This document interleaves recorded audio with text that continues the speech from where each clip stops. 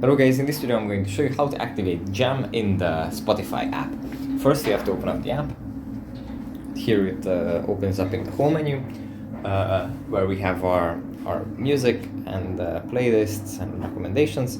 From here we just go into the top left corner, tap on the profile icon, then we tap on settings and privacy.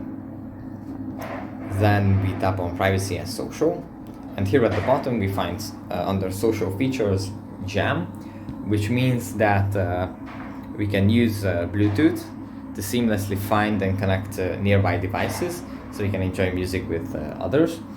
What this means is that, for example, if you're going on a trip with our friends, we can activate Jam, and then all of the people that are present and connected to the Jam can add and remove songs from the queue, and can contribute to the traveling experience.